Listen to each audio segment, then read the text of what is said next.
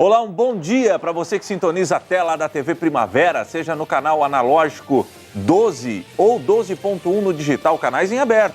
Para você que talvez está nos sintonizando através da NET TV a cabo, canal 13, pacote digital, ou você assinante da GVT, que nos acompanha através do canal 12, no ar mais uma edição do nosso Esporte em Questão. Você já sabe, Esporte em Questão, todo sábado, 10 da manhã, ao vivo na TV Primavera, com as principais informações esportivas de Criciúma, de Santa Catarina e, claro, por que não, do Brasil e do mundo. Hoje nós vamos falar muito sobre o Campeonato Catarinense de Futebol, que entra na sua fase final. O hexagonal final, que começou no final de semana passado, o Criciúma empatou com a Chapecoense 1-1. No meio da semana, o Criciúma já fez a sua segunda partida e nós vamos acompanhar detalhes desse jogo. Lá em Blumenau contra o Metropolitano, o Tigre naufragou, em casa empatou com a Chapecoense. No meio da semana perdeu para o Metropolitano e hoje o Criciúma faz a sua terceira e já, acredite se quiser, decisiva partida contra o Internacional de Lages, o Inter do Marcelinho Paraíba, do Reinaldo, do tal do Valdo, o Valdo Bacabal, o cara que está botando fogo no campeonato. O Inter de Lages, depois de muito tempo, visitará Criciúma e estará pisando no gramado do Majestoso. É o jogo de hoje extremamente decisivo. Se o Criciúma pensa em continuar brigando pelo título, não tem outro resultado a não ser a vitória para o Criciúma. Mas enfim, nós vamos falar sobre o compromisso do Tigre hoje contra o Internacional. Vamos também falar sobre os adversários do Criciúma, mostrar os gols da vitória do Figueira em cima do Jeque no clássico de quinta-feira, os gols da vitória da Chapecoense em cima do Internacional de Lages, enfim, tudo sobre o hexagonal final aqui no Esporte em Questão, que também vai falar da Liga dos Campeões. Olha, meio da semana com jogos extremamente emocionantes na Liga dos Campeões.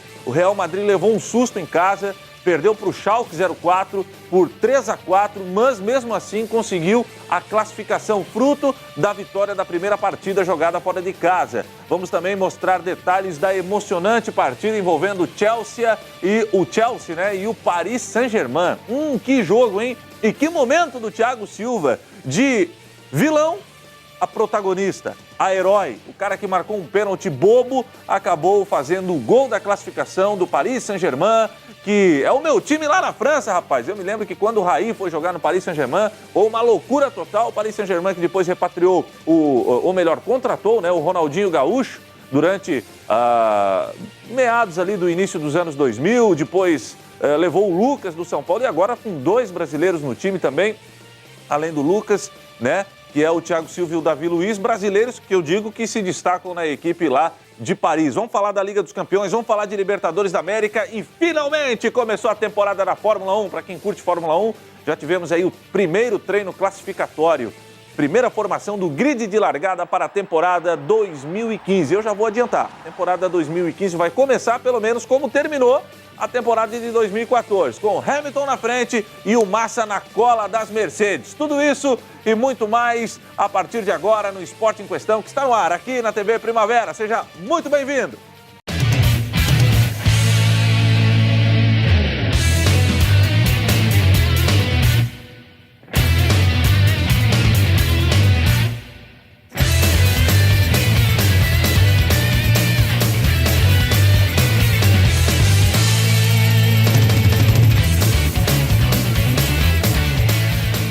Legal, no ar Esporte em Questão e eu já vou apresentar aqui o meu parceiro de hoje, Ney Constante.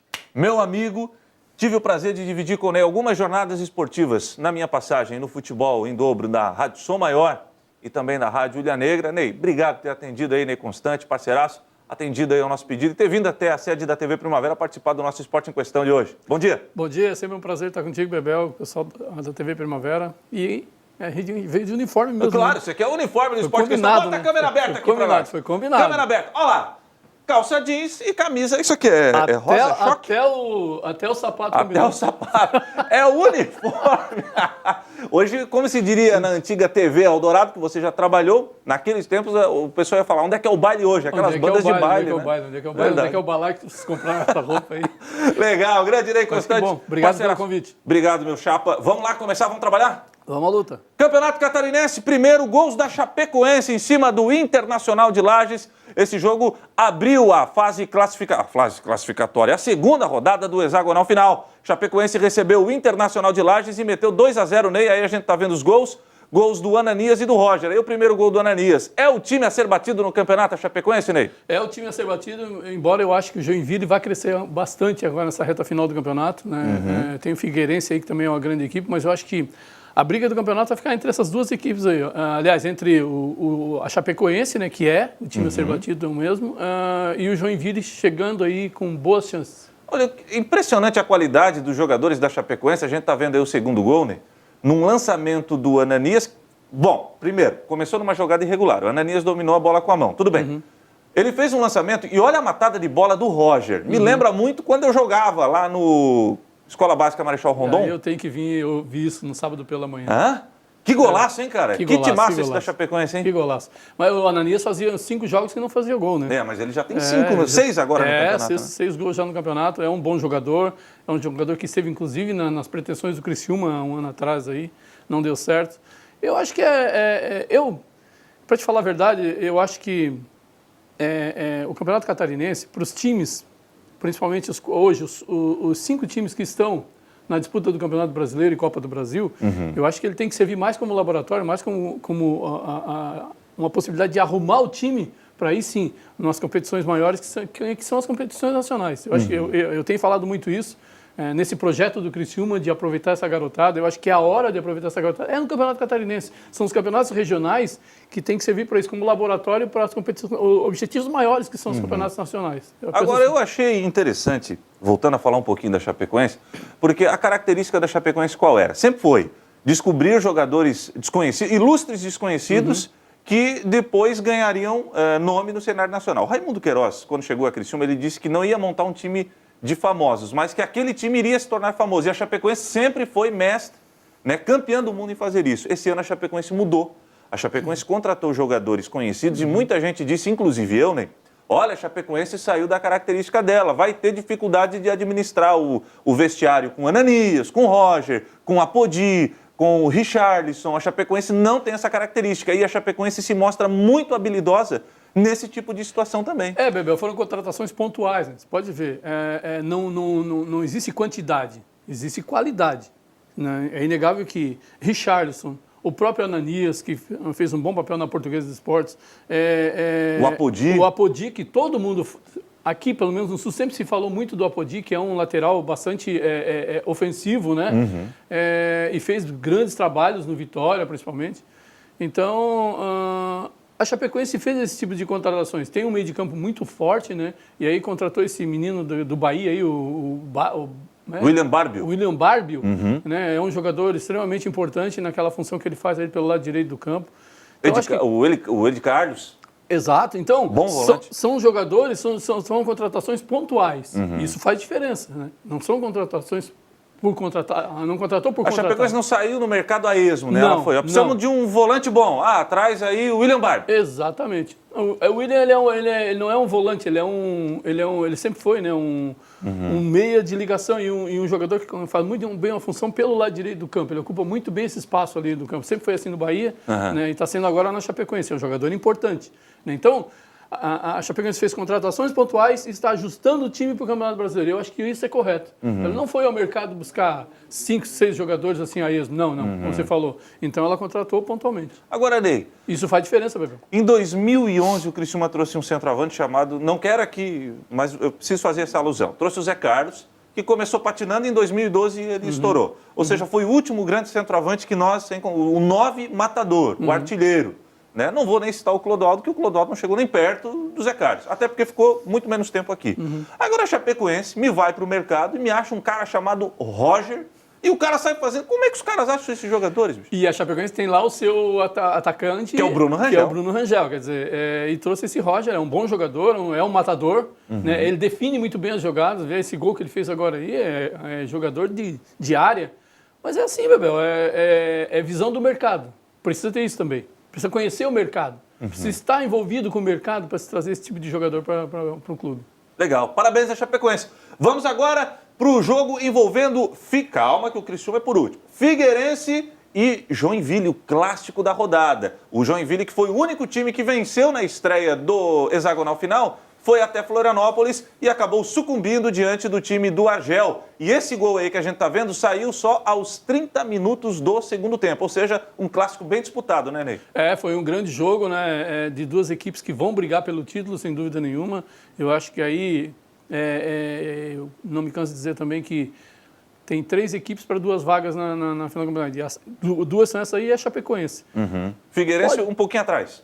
Eu acho que o Figueirense, na minha opinião, o Figueirense está um pouquinho atrás. Eu colocaria aí Chapecoense em primeiro, o Joinville já chegando como uma segunda força. O Joinville começou muito mal o Campeonato Catarinense, né? A gente recorda aí que o Joinville classificou em 6º lugar na primeira fase. Foi no limite. No limite. Né? Mas é uma equipe que tem um potencial técnico muito bom, também fez contratações pontuais e está chegando aí. Ela chega agora na fase final do campeonato com força para brigar pelo título. Para brigar pelo título. E claro, o outro jogo do hexagonal, a gente já conferiu os gols da Chapecoense, 2, Inter 0, Figueirense 2, Joinville 0, o outro jogo. Rapaz, Metropolitano 2, Criciúma 0. Vamos conferir os melhores momentos do jogo. Roda aí! A primeira jogada de ataque foi do Criciúma. Após falha da defesa do Metrô, Luca perdeu o equilíbrio. Na sobra, Bruno Lopes chutou em cima da zaga. Na sequência, o Metropolitano respondeu à altura. Nesta boa triangulação de ataque, o lateral Luiz Renan bateu forte. Por sorte, a bola se perdeu pela linha de fundo. Nesta jogada de ataque do Carvoeiro, por muito pouco o gol não saiu. Bruno Lopes chegou dividindo com a zaga e a bola explodiu no travessão. Os jogadores do Criciúma pediram gol, mas confira no replay como a bola não ultrapassou a linha. Neste contra-ataque do Metrô, Luiz fez uma baita defesa. Ariel chutou forte e o goleirão do Tigre mandou para escanteio. Logo após, foi a vez de Rodney arriscar de longe, porém, sem perigo para a zaga do Criciúma. Nesta troca de passes do ataque do Tigre, Bruno Lopes soltou a bomba e o goleiro Maurício praticou excelente defesa. Aos 30 minutos do segundo tempo, o primeiro gol do jogo. Após cobrança de escanteio, Patrick fuzilou o gol do goleiro Luiz. Metropolitano 1-0.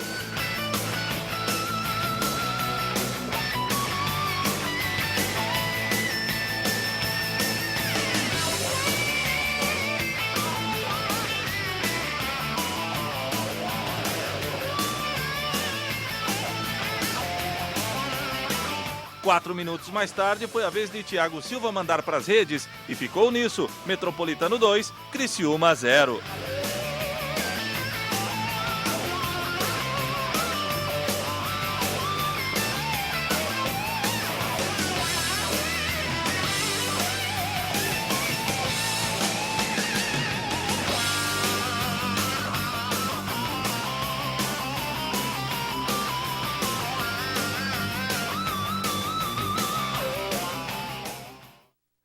Rapaz, deu tudo errado, Criciúma 2-0. Agora, que zaga do Criciúma, hein, Ney? O que é isso, cara? Olha, o erro foi de posicionamento, né? Eu acho que é uma zaga que se preza, e a gente sempre ouviu falar isso, sempre viu também, a gente acompanha o futebol há bastante tempo. Uma bola jogada dentro da área, principalmente bola parada, um jogador é destacado para a bola. Os outros têm que marcar homem a homem, não é marcar a bola, não é olhar para a bola, tem que olhar para a movimentação do adversário dentro da área, e não aconteceu isso no Criciúma. Quer dizer, houve uma movimentação do time do Metropolitano dentro da área do Criciúma, os jogadores que não ficaram parados, né, olhando simplesmente para a bola. Vai tomar gol sempre, porque o que a gente percebe é que eles imaginam assim, não, a bola não passará por a gente. O que é isso? A bola passou, pegou o jogador, as duas jogadas iguais. Pegou o jogador no fundo, sozinho, sem marcação, aí até eu faço aquele gol ali, né? Pois é, e agora, Ney, a gente está falando das falhas do Criciúma, mas esse time Metropolitano, ele, pelo segundo ano consecutivo, ele rouba a vaga do Avaí. Esse ano eu não vou dizer que ele roubou a vaga do Avaí, porque com relação ao ano passado classificavam 4, o Avaí ficou fora e entrou o Metrô. Aí sim roubou a vaga. Esse ano classificaram 6. O Avaí era para ter entrado na vaga do Inter, né? Mas o Metropolitano, mais uma vez, mostra que aparece como a sexta força do campeonato estadual. Esse ano, principalmente, o Metropolitano está muito arrumado. Né? E aí, tem o dedo do Pingo? Claro, tem o dedo do Pingo. Aí muita gente fala, por que o Pingo não veio para o Criciúma? Nessa atual situação do Criciúma, hoje o Pingo não se encaixaria no time do Criciúma, porque o Pingo é para começar um trabalho. E você pode ver, no ano passado foi com o Brusque, foi com o Brusque, ele fez uma baita campanha com o Brusque, o Brusque veio aqui, jogou, mandou no jogo aqui contra o Criciúma. Perdeu num pênalti irregular. Exatamente, porque é no toque de bola e o time joga muito com velocidade e com posse de bola. Então, esse tipo de trabalho o Pingo não conseguiria fazer no Criciúma a partir de hoje, mas se ele tivesse vindo, né? Não que eu esteja reclamando do Luizinho, não. Acho que o Luizinho também está fazendo um bom trabalho. Mas o Pingo é um treinador para chegar no início da temporada, fazer a pré-temporada e colocar ali a sua estratégia, o seu esquema de jogo. E eu acho que o Metropolitano também é um time que não tem estrelas, mas é um time acertado. Quer dizer, os jogadores se conhecem muito, né? Se empenham naquilo que o técnico quer e aí o resultado está. Mariano Trípode, argentino. É um jogador para o Criciúma ficar atento? Não. Eu vou discordar dessa situação porque o Mariano Trípode ele já roda nesse meio Brusque, o Metropolitano já faz um bom tempo. Marcílio, essa turma aí. Já rodou por esse meio ali. Acho que o Marcílio ele não jogou, jogador, não. Ele é um jogador oportunista. Mas não é também, é lógico. Se dá uma oportunidade para dar distância para ele jogar, ele vai jogar sempre. E é isso que ele tem feito muito bem. Aí é um jogador inteligente, né? Mas que é só isso. Metropolitano, o Inter e o Criciúma já jogaram o campeonato deles, ou seja, o que tinha que fazer já fizeram, classificar para o hexagonal, ou esses três times podem surpreender Chapecoense, Figueirense e Joinville? Olha, acho meio difícil, Bebel. Eu acho difícil na tua situação. O próprio Criciúma optou por um projeto, está levando o projeto adiante. Eu não posso cobrar do Criciúma. Dessa vez eu não posso cobrar do Criciúma, porque foi dito lá no início que seria esse o projeto. E a gente tem mais que ajudar do que criticar. Internacional e Metropolitano, o Metropolitano eu acho que ainda pode incomodar. Tem carvão aí para queimar? Eu acho que tem. Se não perder jogadores importantes, porque o Metropolitano é um time, não é um grupo. Né? O Internacional não, eu acho que o Internacional já deu. Tinha que dar, eu acabou. acho que o que tinha que dar já deu, e que pese aí o bom trabalho do Mabília, que também está começando, né, aqui em Santa Catarina. Mas o que tinha que dar já deu. Marcelinho Paraíba e Reinaldo não vão fazer mais do que fizeram até agora. Legal. Vamos acompanhar a classificação do Campeonato Catarinense, do hexagonal final do Campeonato Catarinense, que está assim definida, Ney. Chapecoense, 4 pontos, é a líder. O Figueirense também com 4. Critérios de desempate, a Chapecoense leva vantagem. Hoje, esses dois times estariam classificados para a final. Metropolitano é o terceiro com 3, o Joinville também com 3. Vem na quarta posição e os dois últimos colocados, né? Criciúma e Internacional. Se invertesse, Inter e Criciúma estaria certo, porque eles estão rigorosamente empatados. Essa é a classificação do hexagonal, nenhuma surpresa. Nenhuma surpresa, tá certo. É isso aí, pelo que apresentaram até agora. É isso. Eu acho que a gente esperava um pouco mais do Criciúma quanto o Metropolitano, mas houve aquele desastre ali, né? Mas eu acho que está tudo normal. Legal. Próxima rodada do hexagonal final do Campeonato Catarinense inicia hoje com uma partida. Tá aí, ó, Criciúma e Internacional de Lages, no Heriberto Wilson. Daqui a pouco o Ney vai falar sobre esse jogo. E amanhã, 2 jogos. Joinville e Chapecoense, na Arena Joinville. Esse jogo vai ser às 4 da tarde, exemplo de Criciúma Internacional. E às 9 da noite, o Metropolitano vai encarar o Figueirense lá no César, em Blumenau. Esse jogo foi para as 9 da noite. Pedido da polícia lá de Blumenau, em virtude das manifestações que irão ocorrer em todo o Brasil, com relação ao pedido de impeachment da presidente Dilma Rousseff, né? E aí a polícia de Blumenau pediu, vamos passar esse jogo para as 9, que vai coincidir com o horário das manifestações, enfim, mais. Bom, são esses os jogos. Inter e Criciúma e Inter, né? O Metrô e o Figueira, e o Joinville recebendo aí o glorioso Metropolitano. Olha, eu acho que... Não, Joinville e quem? Volta ali, fugiu? Cadê? Quem que vai jogar o Joinville? Tá lá, o Joinville e Chapecoense, clássico, e o Metropolitano e Figueirense, desculpa. E Criciúma e Inter de Lages. Eu acho que, vamos começar lá pelo Metropolitano e Figueirense. É a chance do Metropolitano. Né? É a chance do Metropolitano. Se ele fizer um bom resultado contra o Figueirense, ele está na briga. Aquele SESI vai estar fervendo. Exatamente. Se ele perder, aí acabou para ele. Joinville e Chapecoense é de difícil prognóstico, viu?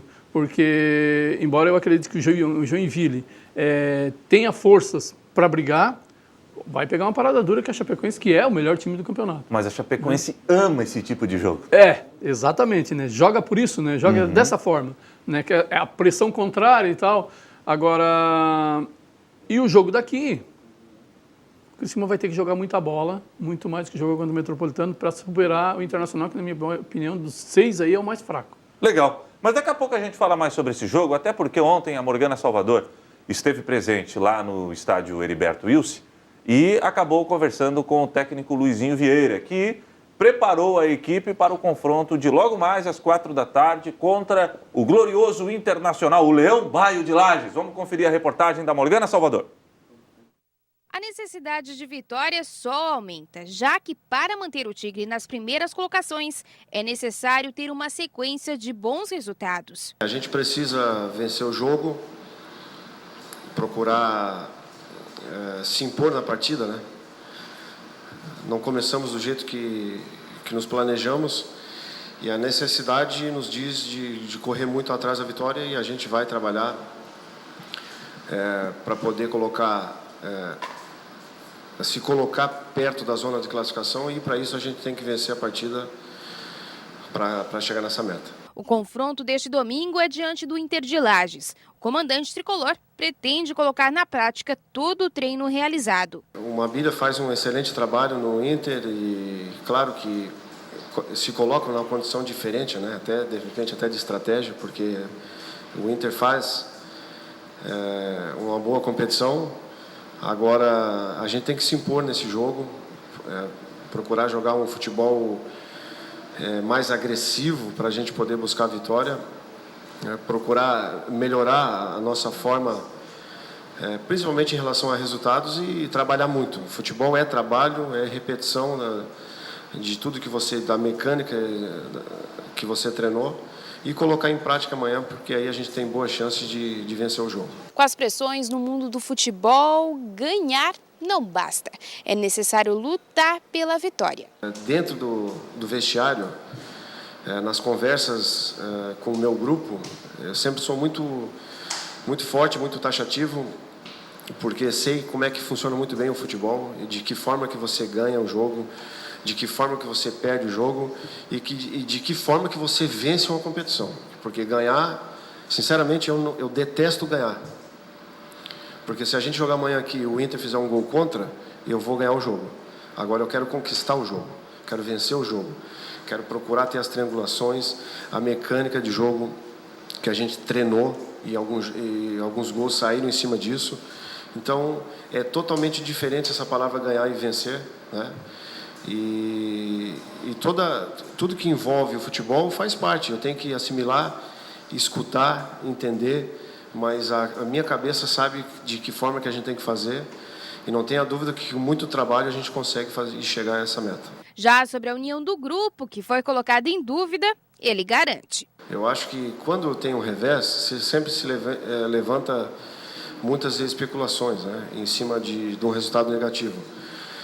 Eu não escutei nada depois que a gente venceu o Ibirama, que a gente venceu o Joinville, que fez um bom jogo contra a Chapecoense. Sempre, quando perde um jogo, se levanta algumas questões que fazem parte do futebol também.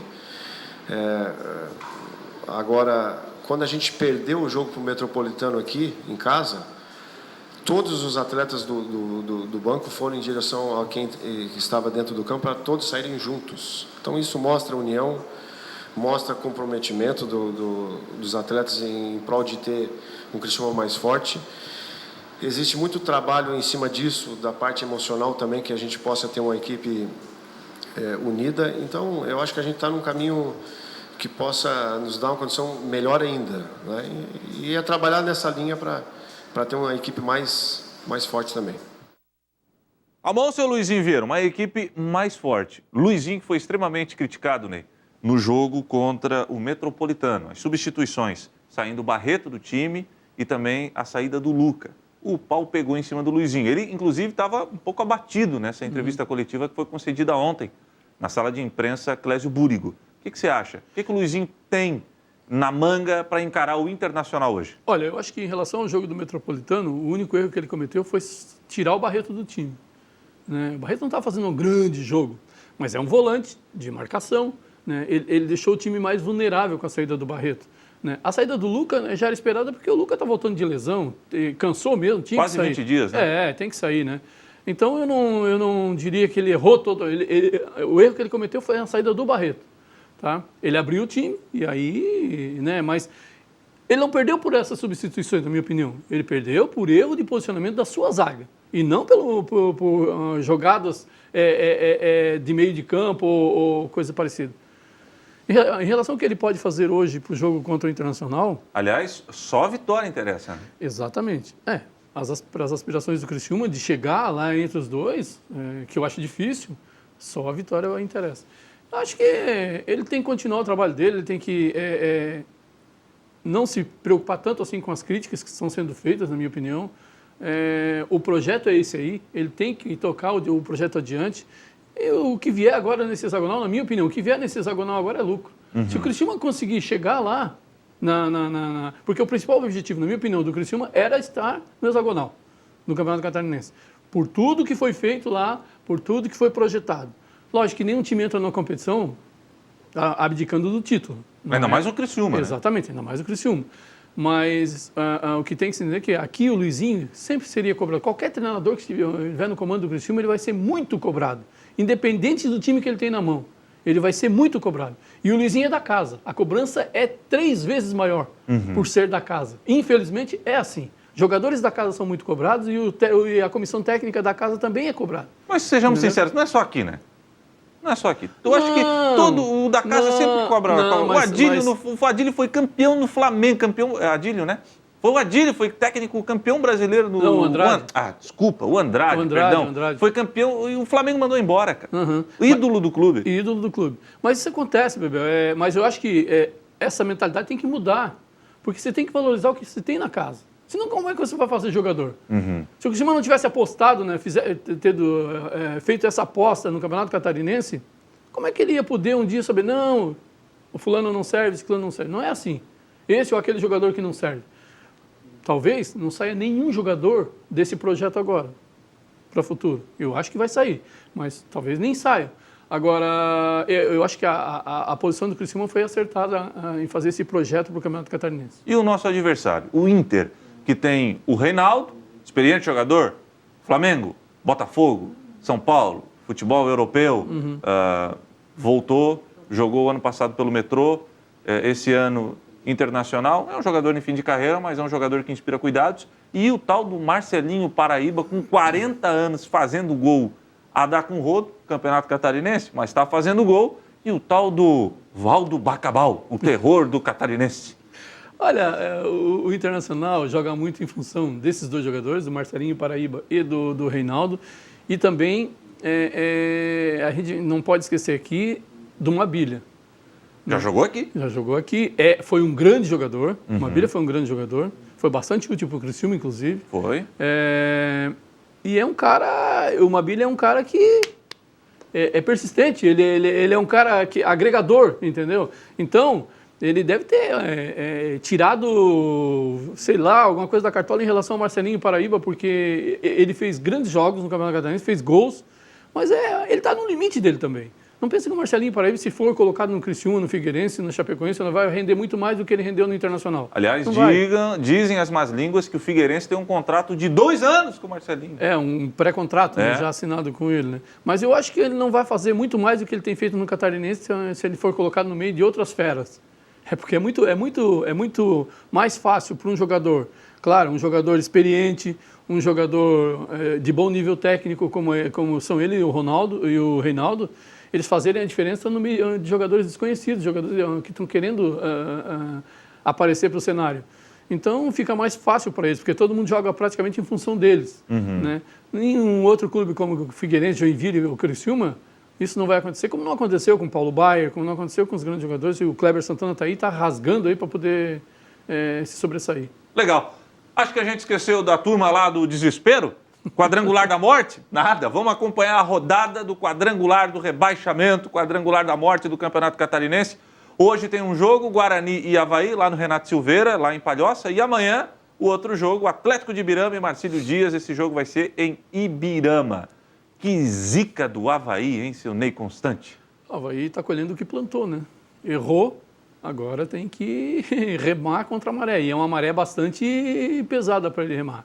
Aliás, se o Avaí não tivesse colocado um jogador irregular, eu ainda teria dúvidas se o Avaí conseguiria, mesmo em condições normais, classificar ainda. Eu acho que teria classificado, Bebel, porque tu não pode questionar o time do Avaí, a qualidade técnica do time do Avaí. Aí existe uma desmotivação. O que aconteceu com o Avaí desmotiva qualquer um, não vai desmotivar os jogadores? Desmotiva. Lutamos até agora, conseguimos fazer os pontos e perdemos. Quer dizer, então isso de qualquer forma abate o grupo, né? E o grupo chega a se desmotivar.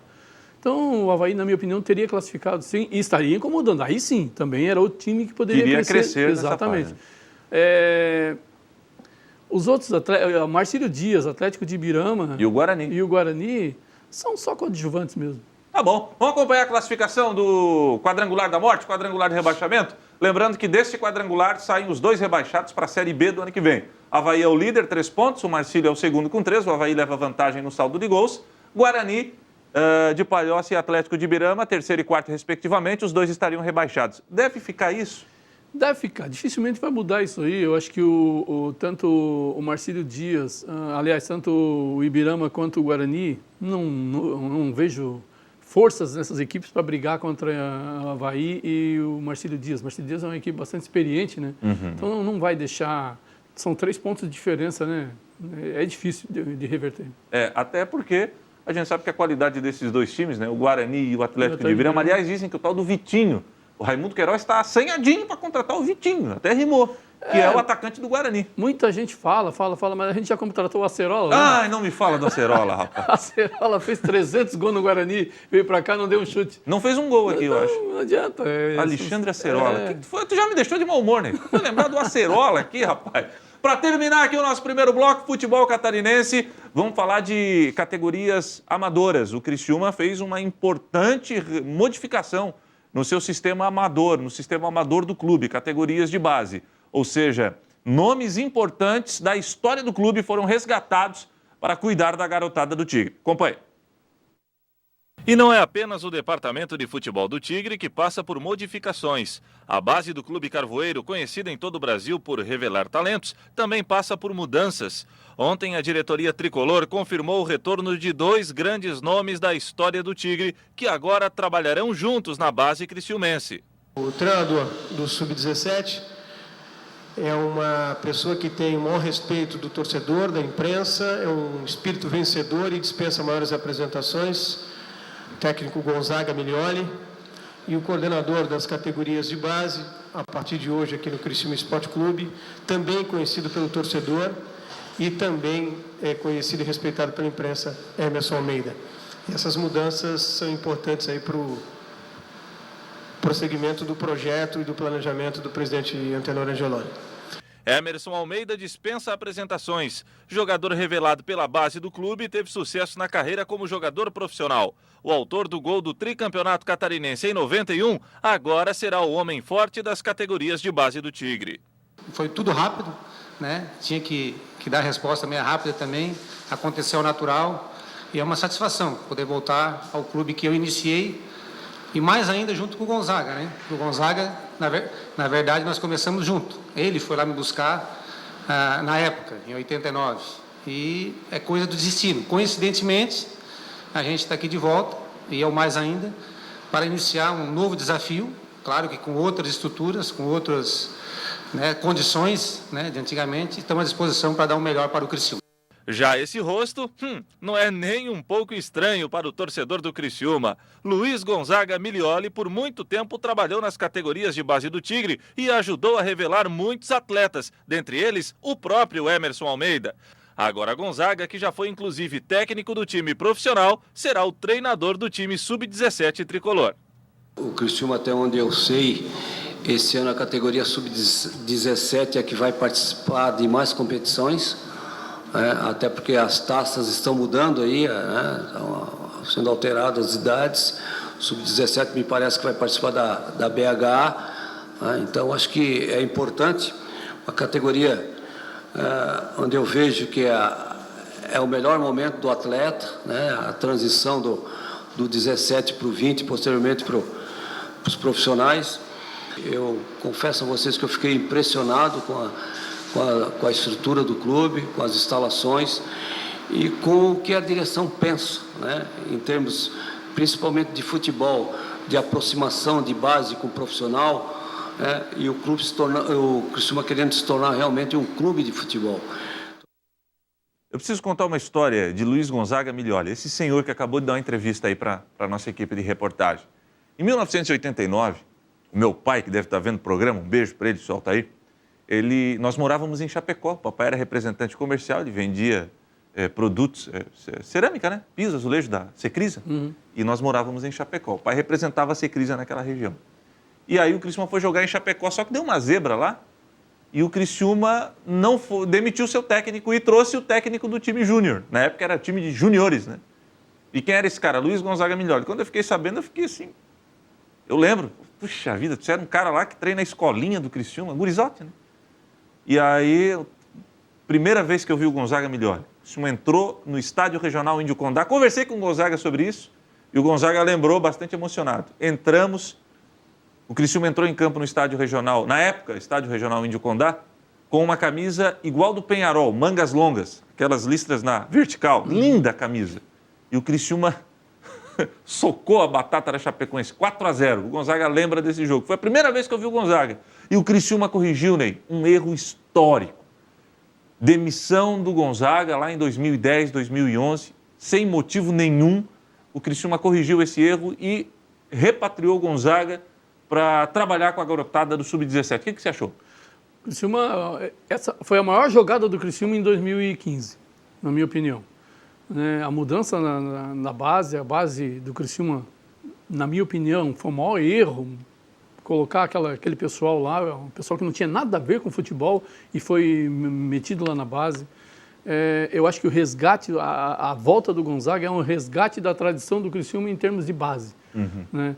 O Gonzaga é um profundo conhecedor da região. O Criciúma tinha esquecido a região. Né? Se for fazer um levantamento na base do Criciúma, eu acho que não tem nenhum jogador da região. E o Criciúma sempre foi formador de jogadores da região. Está aí o Emerson Almeida. Né? Cria do Gonzaga. Cria do Gonzaga. Então, nós sempre tivemos cria da casa, né? Jogadores da casa no time profissional. Né? E eu acho que o Criciúma, como você falou, o Criciúma resgatou, o Criciúma corrigiu, né? Corrigiu um erro gravíssimo que cometeram com o Gonzaga e com a base. Né? Eu acho que a base, do jeito que estava, não teria frutos nenhum. Eu acho que a partir de agora, sim, Gonzaga no Sub-17, né? É onde se forma o atleta, onde está começando a formação do atleta de futebol. Eu acho que é ali naquela fase de 17, 15, 16, 17 anos, 18 anos. Eu acho que o Gonzaga ali vai contribuir muito para o crescimento da base do Criciúma e para o desenvolvimento aí do Sub-20 e posteriormente do profissional. E o Emerson Almeida como coordenador da base? Acho que foi outra grande sacada. Acho que, por exemplo, o Emerson é um cara que tem liderança, né? Foi um ex-jogador que rodou o mundo também, tem bastante experiência, né? Trabalha com a garotada na região de Araranguá. Então, e é ídolo do torcedor. O importante é isso, o resgate dos ídolos do Criciúma. As referências, exatamente, né? Tem que colocar lá gente que tem currículo. E de quem o torcedor espera e o torcedor confia. Eu sempre falo isso, gente que botou faixa no peito. Exatamente, é preciso ter gente de confiança lá, de confiança do torcedor. Né? Não, esse pessoal vai fazer um bom trabalho porque tiveram base para isso. Né? Eles têm currículo para isso. Eles têm o que ensinar para os jogadores. Né?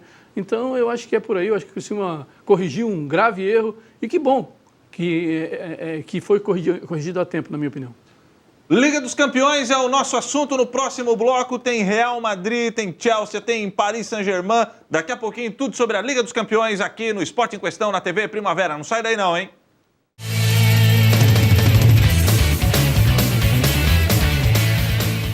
Você sabia que a sua marca pode aparecer aqui? Imaginou falar do seu produto para todo o sul catarinense durante 15, 30 ou 60 segundos? Experimente, fortaleça suas vendas. Saiba mais pelo telefone 3442-2012 ou pelo e-mail comercial@tvprimavera.com. TV Primavera, sinal digital 12.1. E vem aí, de volta a Criciúma. Povo de Deus, aqui é o irmão Sandro Nazireu. Sandro Nazireu. Então Com esse sorriso largo e alegre, vem fazer o lançamento de seu mais novo CD, Alegria. Quem tá feliz aí, levante a mão e dê um glória. Anote na sua agenda. Dia 14 de março, às 19 horas, em Santa Luzia, Avenida Universitária, 1675, Santa Luzia. E no dia 15 de março, domingo, às 8 da manhã e às 19 horas, na Próspera, Rua Miguel Patrício de Souza, número 300. Entrada franca. Você não vai perder, vai! Então declara. O meu pai sempre ensinou. Meu pai consertava coisas para todo mundo. Era um exemplo para mim. E eu, bem, eu só segurava a luz. Sempre ajudou a todos com necessidade.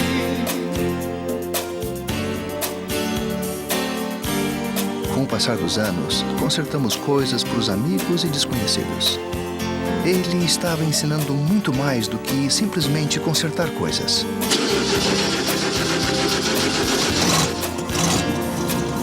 Ensine pelo exemplo. Passe adiante. Com exemplo ensina. Uma mensagem da Fundação para uma Vida Melhor.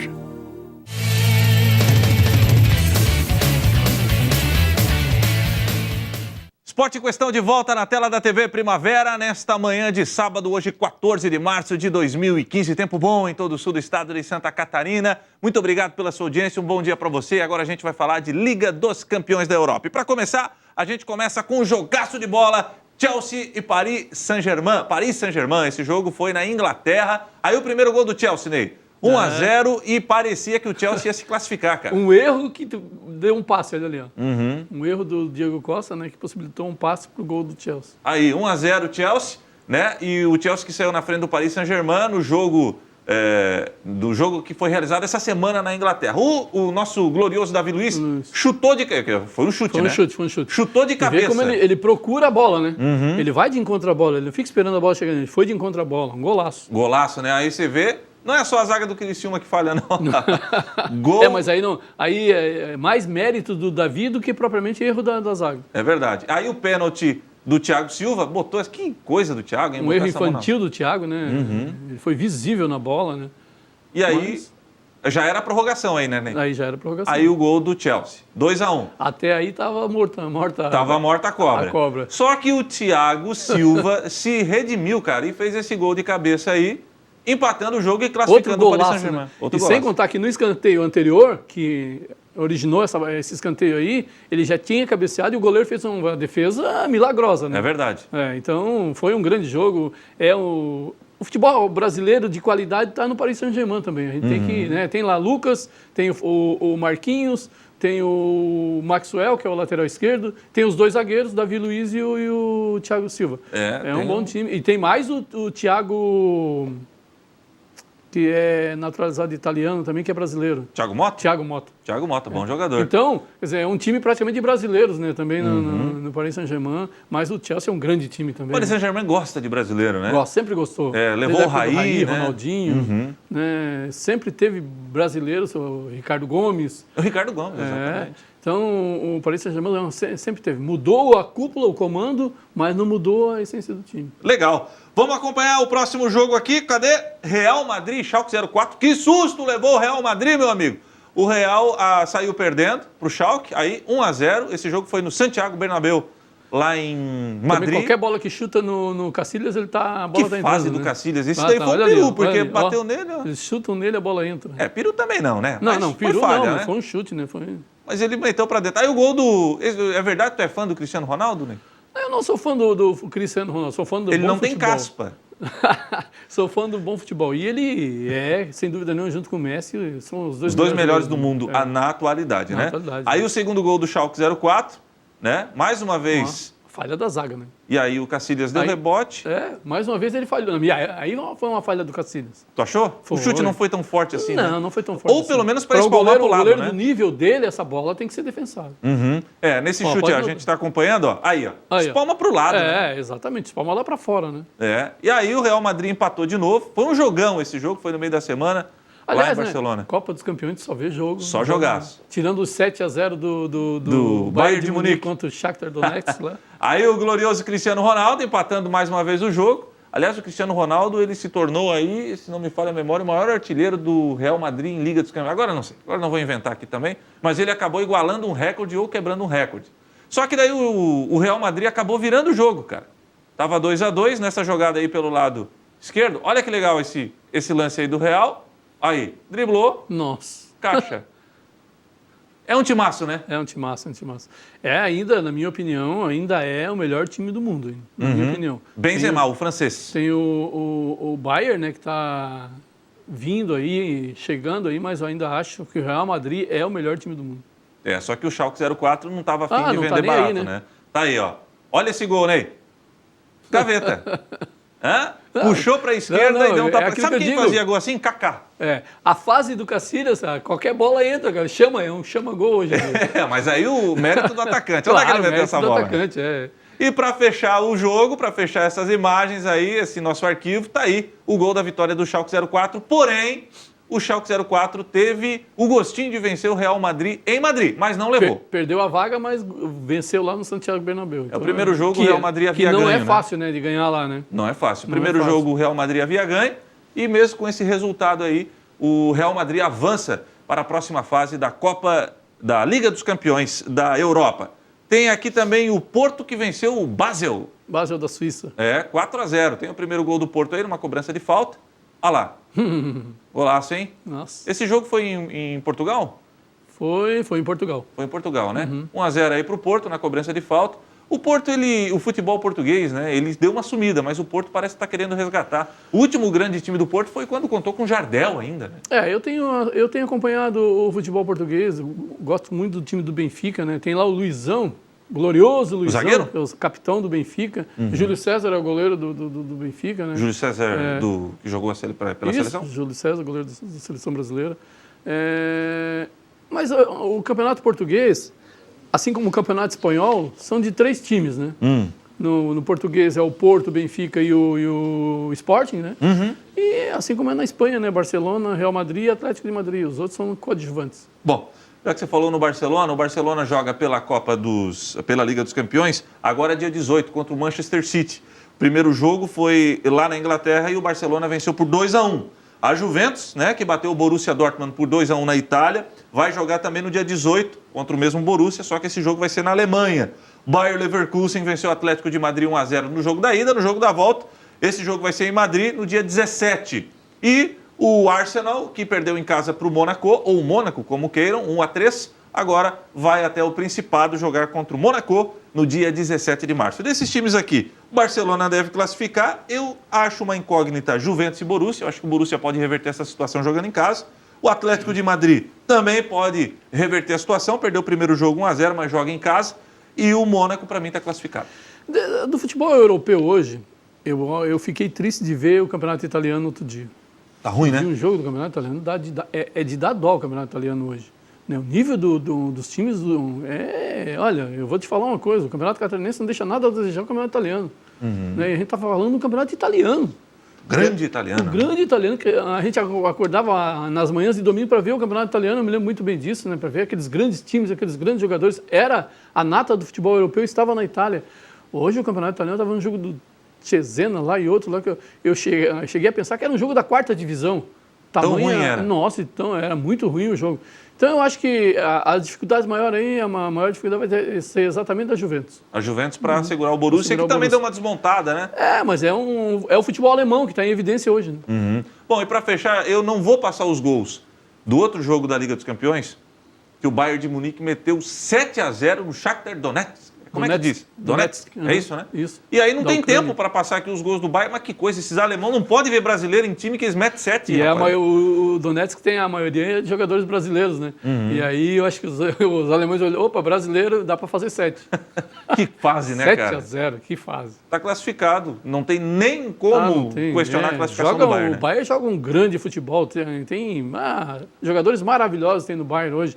Eu acho que o Real Madrid é o melhor time do mundo, mas o Bayern está muito próximo disso. O Real Madrid é o melhor do mundo? Melhor na minha opinião, é o melhor time do mundo. Né? Mas o Bayern está muito próximo do Real Madrid. Legal. Bom, com relação à Taça Libertadores da América, vou dar uma pincelada aqui, Ney. Dia 18 de março, no Grupo 1, só vamos falar dos grupos dos brasileiros. Dia 18 de março, Grupo 1, tem Santa Fé da Colômbia e Atlético Mineiro. O Atlético Mineiro precisa ganhar esse jogo, não ganhou nenhuma ainda. Você acha que o Atlético pode reverter a situação?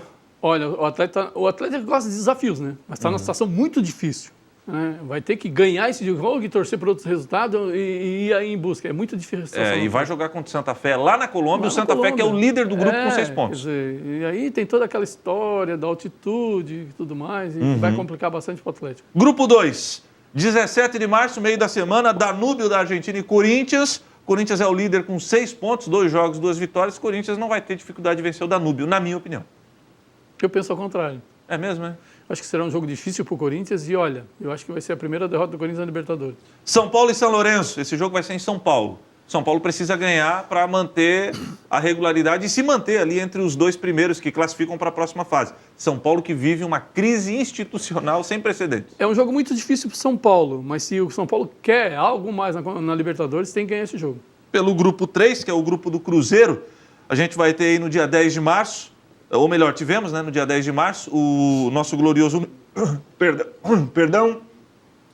Ô, rapaz, que isso? O Universitário Sucre da Bolívia empatou com o Huracán da Argentina. Esse jogo foi 0-0.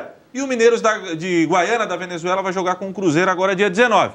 Cruzeiro só empatou, jogou 2 e empatou 2. 0-0 os 2 jogos. Eu vou dar um voto de confiança pro Cruzeiro. Acho que o Cruzeiro ganha o jogo. Vai recuperar? Tá bom. E pelo grupo 4, o Emelec do Equador e Internacional. Esse é o jogo da rodada. Eu não confio no time do Internacional. O Emelec é o líder. Eu não confio no time do Internacional, principalmente jogando fora de casa, né? Então, o Internacional é uma equipe muito irregular. Não dá para entender como é que um time com poder econômico que tem o Internacional hoje, que pode fazer um grande time e aposta em jogadores, às vezes, que não jogam nem aqui no Criciúma em lugar nenhum. Tá tendo dificuldade para renovar com o Alex, que é a grande estrela do time. Quer dizer, é um jogador de qualidade, ele tem dificuldade. Ele mantém ali o D'Alessandro e a partir dali, meu amigo, olha, para achar tirando o Neymar, achar um grande jogador internacional, primeiro tem uma zaga fraquíssima. A zaga internacional deixa a desejar em todos os jogos, tanto no Campeonato Gaúcho quanto na Libertadores. Né? E o Internacional há muito tempo não consegue formar uma dupla de zaga boa. Né, e um sistema defensivo bom. Um goleiro, então, que nem se fala. O goleiro do Internacional nos últimos anos tem sido o calcanhar de Aquiles. Todos os goleiros que por ali passam não acertaram ainda. Quem está jogando? O Muriel? Está jogando o Muriel. Mas o Muriel fez uma lambança? Uma lambança no último jogo em casa. Que foi uma vergonha. Mas eu acho que o Internacional vai ter muitas dificuldades e eu acho que não passa pelo Emelec. Legal. Galera do Inter está na bronca porque a diretoria do Internacional renovou com o Jorge Henrique e também com o He-Man e não renovou ainda com o Alex. Pois aí tu vê. Olha a diferença entre o potencial do Alex, tá certo que o Alex é um jogador já em final de carreira, mas o que rende o Alex e o que rende Jorge Henrique e o He-Man. O He-Man foi contratado há 4 anos atrás e nunca deu nada no Internacional. O Criciúma teve uma época que se assanhou trazer mas vai trazer para cá um cara que ganha 400 mil reais por mês? Não tem como, né? Não tem como. O Jorge Henrique ganha 250 mil, teve para ir para o Avaí o Jorge Henrique. E aí o Internacional renova o contrato. Não dá para entender um negócio desse. Intervalo comercial e daqui a pouco a gente fecha o programa falando de Fórmula 1. Agora de madrugada nós tivemos aí o primeiro treino classificatório da temporada sem nenhuma novidade. Daqui a pouco a gente volta.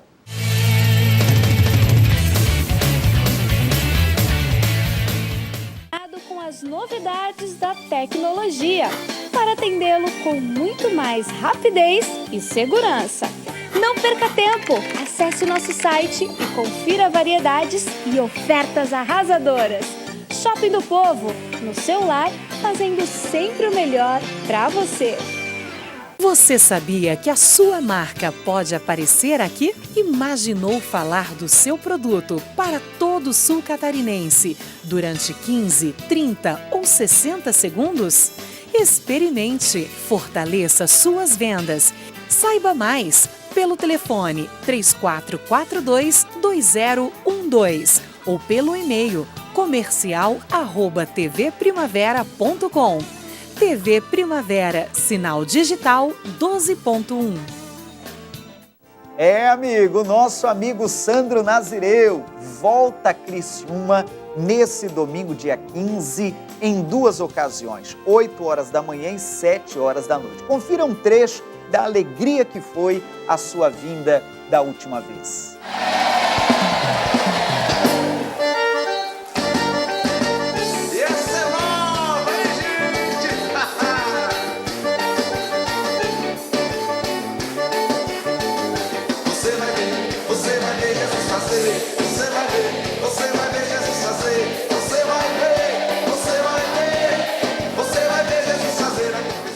Oi, bênção, e eu quero convidá-lo a estar conosco mais uma vez. Será a nossa formatura, a entrega do diploma do estudo que fizemos da Armadura de Deus e ainda em alto estilo, Sandro Nazireu lançando o seu novo CD chamado Alegria aqui em Criciúma. 8 horas da manhã e 7 horas da noite. Compareça, entrada franca. Felipão acaba de lançar o seu mais novo CD, Abençoado. Ele faz o vento sossegar, ele é quem faz meu coração se acalmar. 13 faixas de muita adoração, ritmo e celebração a Deus. Chegou Abençoado, o novo álbum de Felipão. Mais um lançamento, Graça Music.